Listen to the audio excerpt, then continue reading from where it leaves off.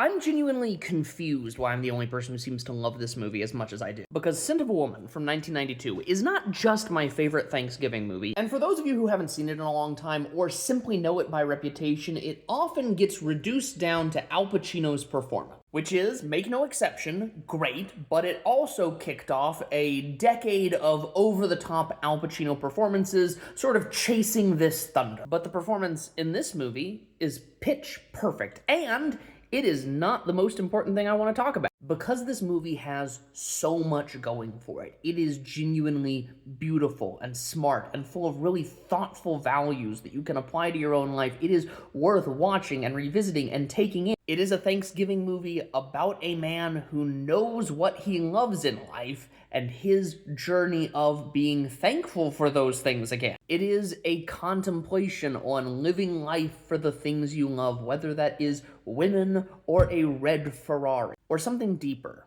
the people you've connected to, the values you want to stand for. It is a jaw-droppingly gorgeous autumn movie directed by Martin Brest, who also directed Beverly Hills Cop, Meet Joe Black, and Midnight Run, and features a gorgeous New England autumnal score composed by the wonderful Thomas Newman, who also did Finding Nemo and Skyfall in 1917. And it proposes a kind of villainy and antagonism that I think modern audiences could really connect with.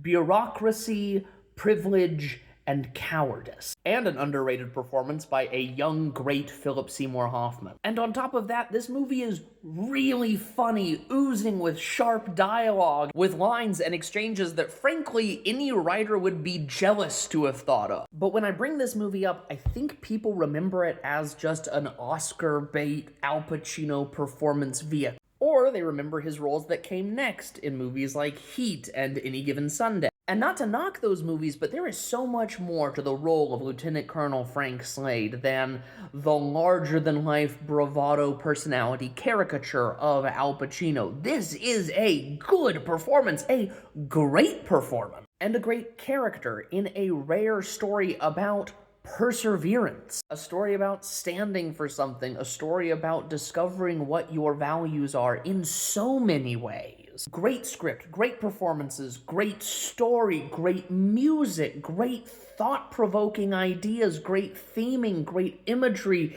It is confounding to me that other people don't agree that this is the most beautiful and important Thanksgiving watch every year. It is high time for another generation of people to discover it.